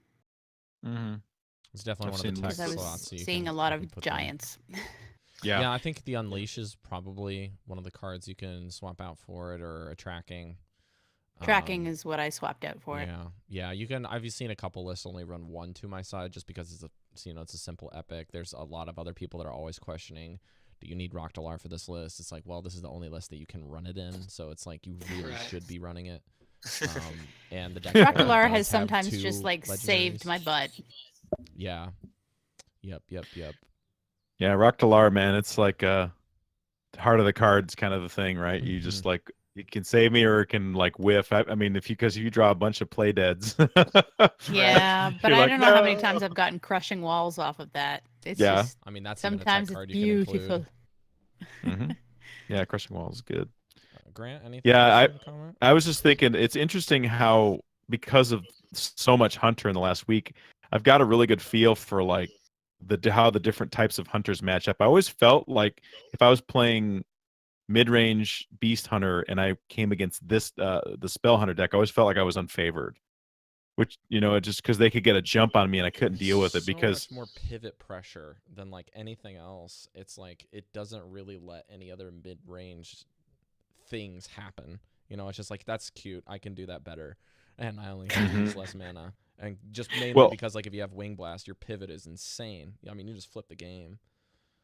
I mean, 4/3/3s on a board, because that's there. I think this deck does that way easier than the beast mid-range does. You just can't deal with it because, okay, the best way you can deal with it, okay, let's say you have explosive trap, you whittle them down, and then you maybe have hounds on the next turn, right? They've still done 12 damage to your face and probably more because they've probably done a couple other things, and you're so behind on life total at that point in time. It's just the games seem to not, unless they just drew incredibly poorly, the games seem Hounds to be very first, unfavorable and really then you quick. set up for your explosive trap, and then you don't take the damage to the face. Maybe if you're lucky enough. I mean, that's what I guess I'm saying is like those two cards are just Yeah, you kind of that's need. your only way to deal with it. It's a 2-turn kind of thing because you can't do them both in the same turn very easily unless you happen to just get lucky and save the coin and they had nothing to do in the first couple turns. It's just one of those things like they can get the ball rolling real quick because they want to do the same thing you want to do, but they can manage your board once they get their board rolling, and you can't manage theirs as well because yours is all minion based. It's like, okay, I play my minion, hopefully I can manage your board later on. The mirror match is super interesting. It's just kind of just like It's whoever like gets the best cards first. Game. It's almost always somebody with a huge life total to somebody with nothing. That's basically what happens. It's never very close. I will say that there's one thing with this deck that kind of surprised me over the course of its existence, is that with all the weapon hate, with all the silence, like this deck somehow manages to do really well without either of them. And it's really quite intriguing to me. And I know that not every deck has to run those cards, but it's like the deck has so many things that are removal based, or just like that's a cute silence thing, I'm just gonna go through it, that if you can run a deck in a meta where this spell hunter list is pristine #1 deck list, I feel like this deck has just got much easier way of clear counters because it lacks those two things. And I think that the deck being something that's powerful is a good thing for the meta in any stretch. And I really like the archetype that they've designed around it because it doesn't have silence. It doesn't have, the mirror match is really, really weird. It has that aspect to it as well. So I think that it's just one thing that I really would like to applaud the Team 5 for creating this kind of archetype as a whole within Hunter. It's like, who else would you give this archetype to where it would be even borderline just disgusting, like rogues with sap and prep with the spell centric list and just gross, right? Like giving it to Hunter just is like, why did you give it to Hunter? And then everyone's like, oh, this is why, because it would be broken, Well, it's an interesting side comment, like side comment on the deck stuff is this deck has existed for a while now, really kind of as it is. It took having to like tamp down the power or push some of that stuff back a little bit so that this deck actually has a chance, because this deck has always been sitting there at the surface, like waiting to be good. There's people who would hit legend with it or like, oh yeah, this deck's actually pretty good, or be in legend with it and like climb ranks and stuff like that. And like, dang, this deck's really good. But then the mere mortals down the rank 10 plane are playing against Q Block, and you can't do anything against Q Block. You know what I mean? Because Q Block has all the removal they need to manage this deck just fine. Plus, they put up, like you said, Rob, there's no silence in it. Hellfire plus Void Daddies, and that's all you need for the most part. Or good Defile. Yeah. You know what I was thinking earlier when you were talking about how good Savannah Highmane is? Mm-hmm. I was thinking the reason it's never kind of been nerfed or anything was because Hunter has always had super aggro decks, and Savannah Highmane never really fit into them because there was like the extreme top end of what aggro is doing. Mm-hmm. But the mid-range, it would work really good in a mid-range deck, except for Hunter has never really had a strong mid-range game. It until did. now. It did back in when Muster for Battle was all around. Like when there was a good mid-range Paladin, when Paladin was around, mid-range Hunter was pretty good. I remember it Oh, being. remember when they had that? What was it 8-cost spell that brought you all of the Call Yeah. the Wild. Call the all Wild the when it was 8 wild cost back when it was 7? No, it was 8. It was 8. Was it but 8? it was perfect because you could call the Wild plus hero power win. Yeah. Close So out that was games with what that it card. was. And then they nerfed it to 9. Was that what it was? Yep. Yeah. Okay. There was a and they big killed it. long debate as to whether or not the card was still good, and I think a lot of people initially thought, oh, it's just one turn later, but then they realized all the stuff that they couldn't do with it, and it just kind of faded out. Well, the problem is like Patches destroyed Hunter, right? Right. When Patches was popular, because they Yeah. could never keep up with the early game, and you lose toward turn 1 and 2, and Hunter typically never had a way of coming back. And then No card draw. Yeah, no card draw. And then like we did have the Barnes package, and that prior to Barnes leaving out, which gave you auto ends. So I hit top 100 legend with that list. Just sort of you knew your bad matchups. You had the trump card in your bad matchups by drawing that on 4. And then when they took Barnes out, they had that small period where Spell Hunter was just complete garbage because we had Call to Arms on 4, and you had no Barnes turn on 4. And now that Call to Arms is on 5. Even if that did come back, it's going to match. You got Spellstone on 5 with Called Arms of 5, as opposed to you reacting to their Called Arms on 4. Now you can play your Spellstone without stressing about trying to come back from that aspect too. So there's been things that have left the meta that have made this thing much more competitive, and that's why you're seeing so much of it. Cool. That's I like that. I could put a period on that, Rob. I like that. Okay. Go out and play some Hunter before it gets too popular and we can't talk about it anymore. So before Q Block, people realize or that Q before Block next week we talk about Quest Warrior because Q Warrior's Block, hype, exactly. right?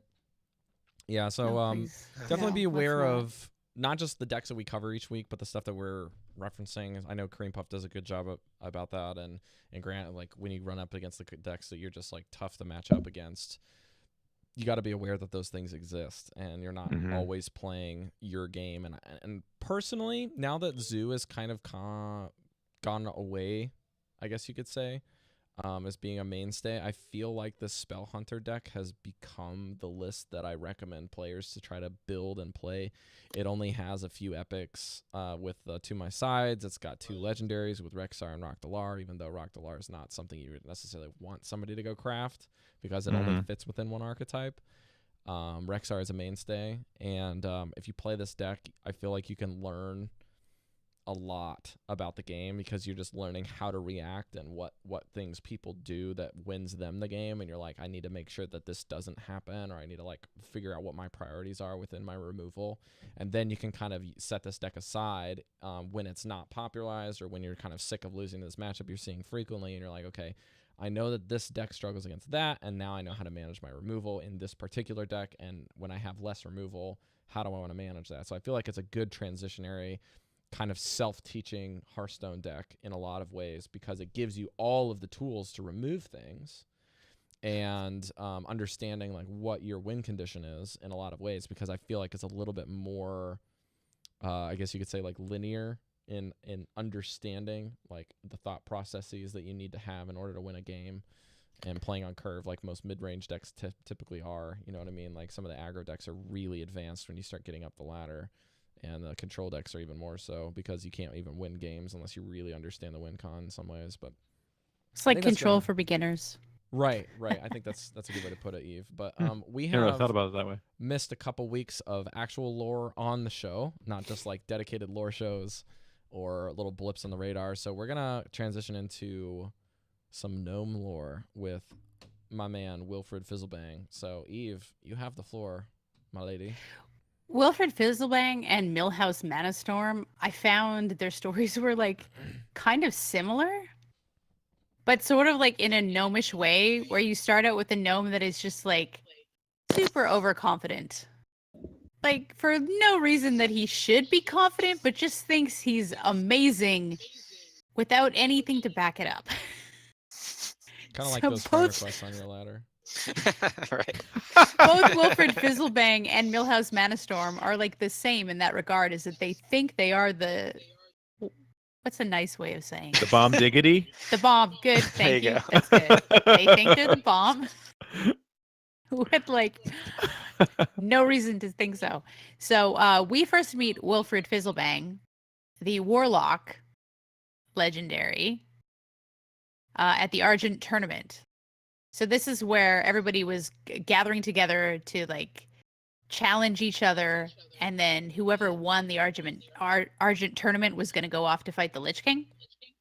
Tyrion's great idea was we don't just want to take everybody and just rush up there and throw ourselves against the Lich King because we'll just have like a massive body count. And the So we Lich King wanna will turn them into weed their out- enemies after that. Yes, they'll be raised up into undead. We want to weed out like the people who aren't ready to go up against the Lich King. So we'll have friendly battles, non-lethal battles here. And then the people that are really good and prove their mettle in the Argent tournament will go up against the Lich King. So Wilfred Fizzlebang was supposed to summon a powerful Doom Guard to be like the opponent for all of these fighters to fight against. But instead, he summons Jaraxxus, Eridar, Lord of the Burning Legion, and is like, you have to obey me, I summoned you. And Jaraxxus is just like, "Bleh," and kills him instantly. Yeah, just- He has one of my Dead. favorite voice lines in all of Warcraft. He's like, "Trifling gnome." Like that's the best. It's the actual best. He's like, but I'm in charge here. And Lord Jaraxxus just kills him and says, insignificant gnat. And that's it. He actually comes back later as a ghost. But yeah, so that's kind of as he's walking around the Argent tournament, you can interact with him before the tournament starts, and he's just telling you that he's the So most funny. amazing. What does it go? Gaze upon me and treasure this moment of meeting, for soon the world will come to know and fear the name and stern visage of Wilfred Fizzlebang. Once my magnificent summoning is complete, no one will doubt my ability. And it's just like talking himself up constantly throughout the entire tournament, and then like is insta-killed by Lord Jaraxxus. Flick dead. Basically gave all of the Horde players a nice little giggle when they started doing this. They're like, And- gnomes. And Tyrion just doesn't even like mourn this guy at all. He's like, Shrug. well, he was trifling with powers that were too strong for him, obviously. Moving on. And like, next, let's go. Felt like no sympathy for the guy at Guardian all. of the Sistine Chapel just giggles at the death of a gnome. I wouldn't say he giggled. It was more like he brought it on himself. Whatever. Let's go. Justice. Sorry. And then Millhouse Manastorm, when you're questing in Alcatraz, which is obviously like Alcatraz, it's this prison for Space dangerous supernatural beings that like the Neru have been traveling the entire universe, and whenever they ran into something scary and dangerous, they trapped it inside this prison. And we're like randomly opening prisons and fighting whatever comes out, and Millhouse Manastorm pops out. And the guy that's in there, what was his name? I It was a can't Void remember. Walker Oh, looking Warden. thing, right? Warden Melikar. He's been releasing these prisoners trying to stop you, trying to like Yeah. put these big, huge monsters in front of you to stop you. And he's like, oh, what's this? A lowly gnome? Never mind. Let's go on to the next prison. And Millhouse is like, lowly? I don't care who you are, friend. Nobody refers to the mighty Millhouse Manastorm as lowly.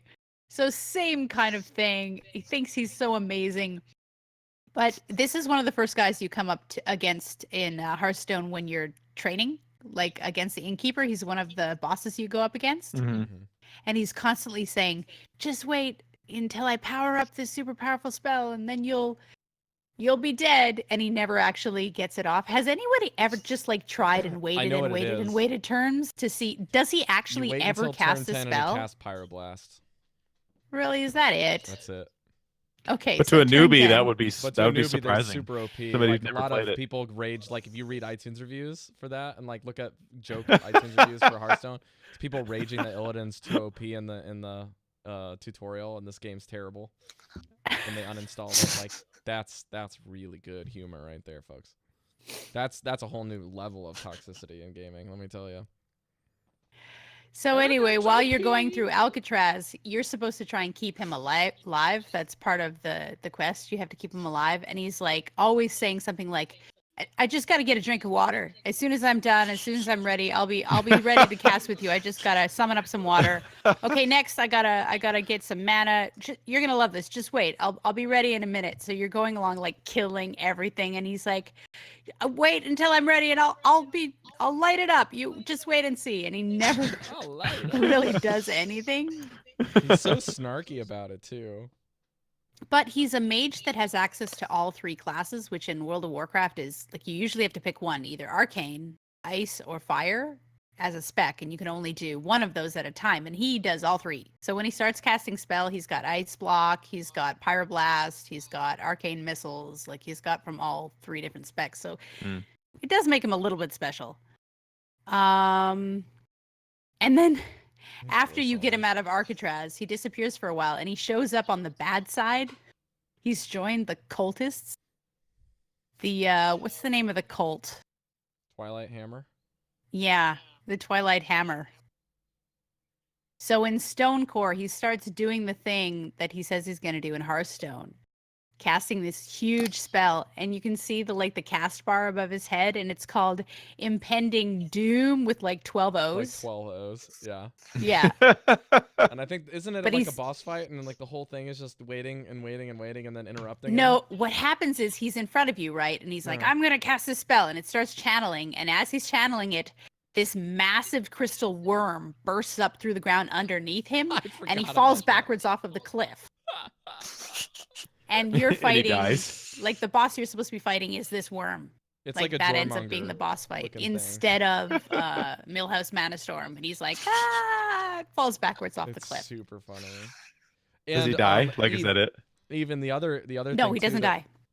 It's less lore and more like humor, but you can actually get him and Leroy Jenkins as people in your I was getting in your there. World of Draenor thing too, right? Yes. Okay, I didn't know if you were gonna get there. Sorry. Yes, right before that, though, in Mists of Pandaria, he's a challenger in the Brawlers Guild. So the Brawlers Guild is like this big circular arena where you go in and you have to defeat wave after wave. Like they'll summon, and the next challenger, and you have to defeat them. And the next challenger, and you have to defeat them. And Millhouse Manastorm is one of them. And his spells now include Power Overwhelming and Doom with like 12 O's. So he's now like a warlock mage, I guess, since those are warlock spells. He can do all the magic. So he's actually decently powerful in the Brawlers Guild. You have to be at a fairly high level for the content in order to defeat powerful him. to fall off of a cliff and come back and go to the Brawlers Guild afterwards. Am I right? Do you think that's the joke with the card? Like the card is somebody's like, haha, Millhouse Manastorm turn 2. I'm so good at this game. And then somebody who's actually good is like, nope, you die now. You now make all of your opponent's spells 0. So Right. yeah, Millhouse is overconfident and is immediately destroyed. In Warlords of Draenor, he can become your follower if you have a level 2 in. So he'll work for you. He'll be on your side. And then in Legion, if you're a mage, he will become one of your champions. Oh, so he'll go and farm gold and stuff for you and all that stuff. Yes, you can send him away to do quests for you and to come back and stuff. So And yeah, in he's still Draenor, alive. You can actually have a follower running around with you. Yeah. And that is the best. Because like you can choose like Leroy Jenkins and Manastorm, and they have these funny snide remarks that just doing all the time. Like, I'm going to open up a can of whoop ass. Let's go. And like, he goes, if he's running around with you, he goes, who's bad? Who's bad? That's right, we bad. And then when he's like low HP and like you're kind of, let's say you're using Ice Block as a mage because you're about to die, and then like all of the aggro shifts to him, he's at 20 HP or something, or like 20%. He's just like, heal me for all of that love that's holy, heal me, I'm gonna die. Like he's just like the most dramatic gnome. He's the best. Yeah. If you look at the show notes, I have a lot of stuff from what is in the game. We won't read through everything, but yeah, there's. Now, Eve, is there a toy that you can actually like transform into him? Is that I right? don't know of this. Toy? Yeah, the game has these little toys or trinkets that do like cosmetic things in the game. Like you can drink a potion and turn into There's a a pirate, Hearthstone game in World of Warcraft that you can pull out and put or just on the drop it ground on in the between you ground. and players. Yeah, it opens up and it's like a little board. Trinkets like that are super cool. Yep, it says there's a toy box collection item, Mana Storm's Duplicator, that adds a Mana Storm to the world as if it needed it. 2-hour cooldown. As if it needed it. Comments say, upon using this item, you turn into Millhouse Mana Storm. You can create an extra Arcane Nova, and making your character yell, "I'm gonna light you up, sweet cheeks," with his voice. During combat, he'll occasionally yell, "Aha! I've got you right where I want you," or "Now witness the full power of Millhouse Mana Storm." And then the That's pass cool. line, of course. But yeah, I was pretty sure there was a toy because that's like the only toy I ever used. So when I you went into can raids. turn into Millhouse Manastorm yourself? So you basically transform your appearance to Millhouse Manastorm and get these dumb voice lines. If you're a mage, your arcane explosion looks Transmog. funnier, and I it see. dissipates upon death or on the 2-hour cooldown. Like That's dissipating fun. after a buff for an Now hour I or want something that. silly. But it's a dumb toy and it's fantastic. It's the best kind. The dumb toys are the best. I'm wondering if this is just like a gnome thing then, that they're all like overconfident or overcompensating because they're so small compared to every other class or every other race in World of Warcraft, that mean, their personalities are just like That's the thing with goblins, overcompensating for right? their Goblins make size. stuff until it explodes. Gnomes make things until something goes horribly wrong, and turn into something that it shouldn't be. That's kind of the big. They're thing very for gnomes. similar. They got the gnomes and chicken goblins. motif, right? From Goblins versus Gnomes, something turns into a chicken. You're like, well, crap, that didn't work. But Yeah. yeah. I think So that that is is- extra gnome episode for you guys. Hopefully, our episode won't turn into a gnomish experiment. The more you gnome. Oh! That was a pretty All good right, one. I should get like us that. out of here That's- before KremePuff disowns us. Yeah. We have no new iTunes reviews this week, guys. It has been the driest of spells, just like Millhouse's past. If you guys want to give us a nice iTunes review, you can head over to your applications on your phone, or you can do it on your PC. Whether you have a Mac or PC, you can just download it and make an account and do it there. And leave us a review. We'll read it on the show, and it'll be a great thing for us to get some feedback from you directly. If you want to support us in different ways, we will be, hopefully in the month of June, is kind of our target day of executing becoming affiliate status on Twitch. So when the sub button gets out, you can be sure and bet your fizzle bang britches that we will let you know that we have it going. But you guys can do that way, or you can, for time being, you can go to patreon.com/VelensChosen and donate any level. I guess donate's the wrong term. It would be more of like a Subscribe? subscription, but even that's kind of like nutty. It's kind of like monthly support. You can give us a tip. Give us a Yeah, you can. Did I get you can drink to add you that on friend time? request and make sure that we're not gonna, send you those filthy messages. You can do that. You can also, I got certain tiers. You can make us say silly things. You can have me say Fizzlebang, or Lord Jirax's trifling gnome next week again. Whatever you'd like. Or you can have Grant do the innkeeper or whatever. We can get KremePuff back on, and I can have him record something stupid. I don't know. Maybe he come in on that. I don't know. He's like, I'm just How's your stalling King for time Julian?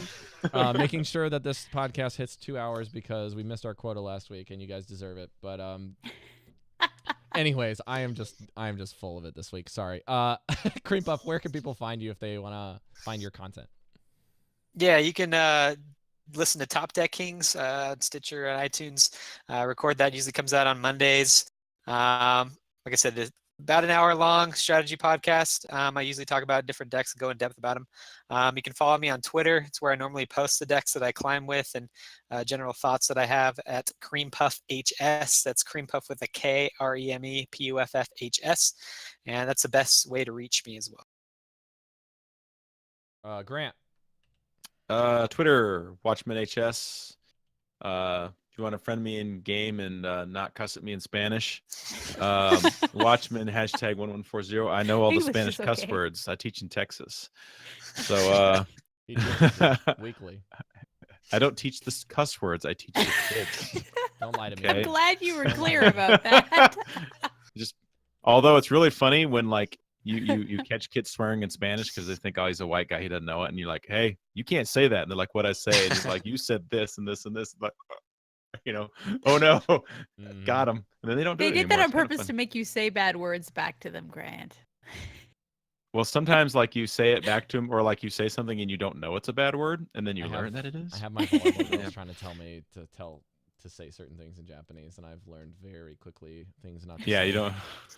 No. Don't say things you don't know what they mean. Usually I'll ask privately my assistant coach or the head coach, like, can I say this? And they'll be like, yeah, you can say that, or that just means congratulations. Yeah, that's safe. You won't get You're fired safe, if you you're say good. that. You'll be good. But I'll get questions from them. They think that my Japanese is really bad, but they ask me like really, really personal, like sickening questions that they think is Oh, hilarious, gosh. and I'm like, and I'll tell Oh, them, gosh. no, don't ask that, and they'll be surprised that I know how to tell them not to say that.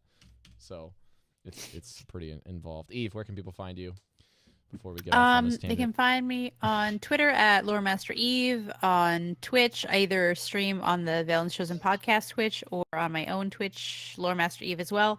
I had a UHL game this week against Mike Lowe from ML Streams, and he beat me. So good job. Was it what was the Good score job. on the match there, Eve?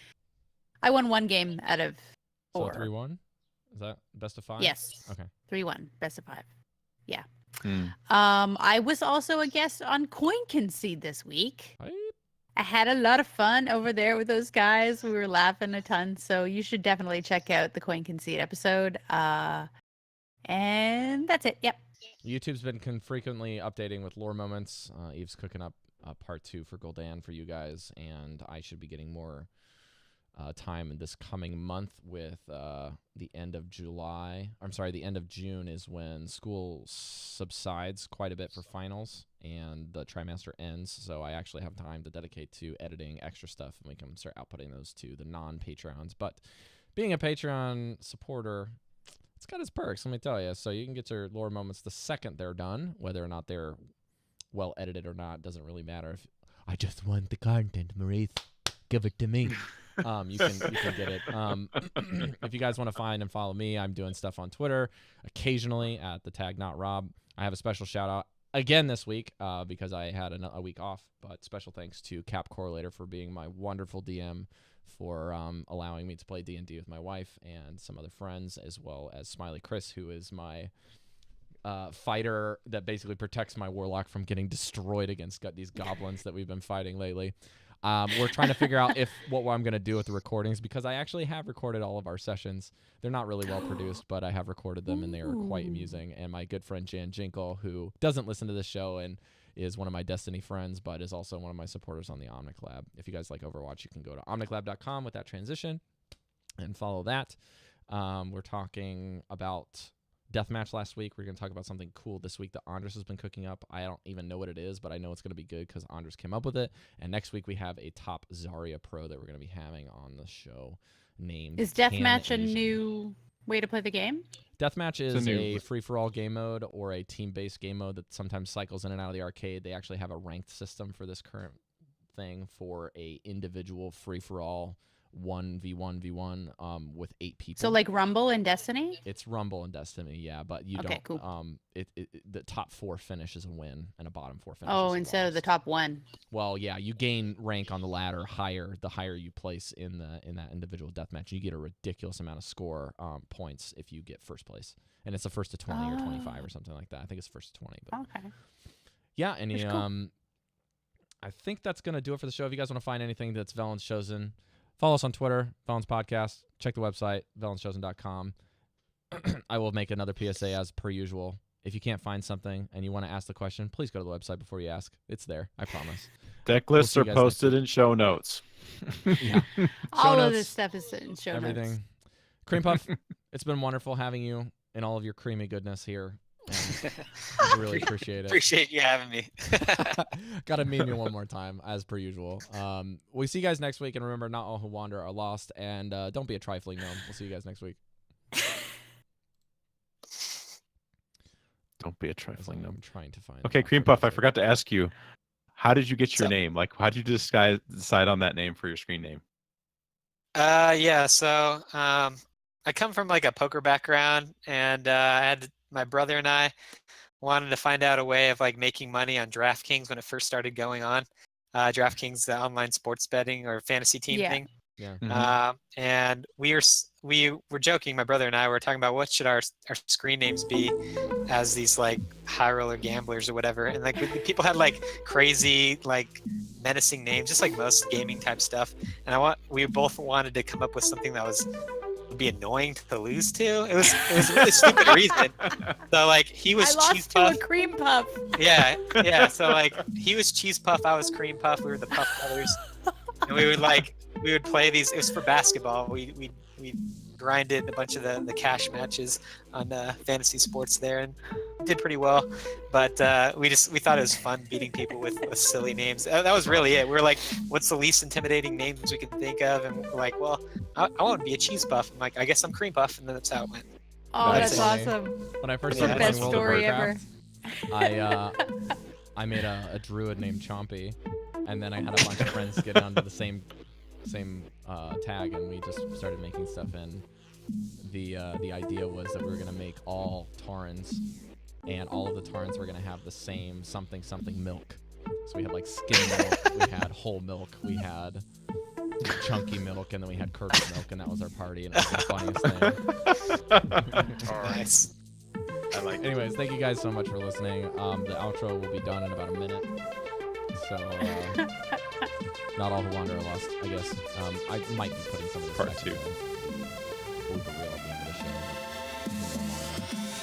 the show. Yeah. I had to know. I wanted to know that for so long. I'm like, how did you get Yeah.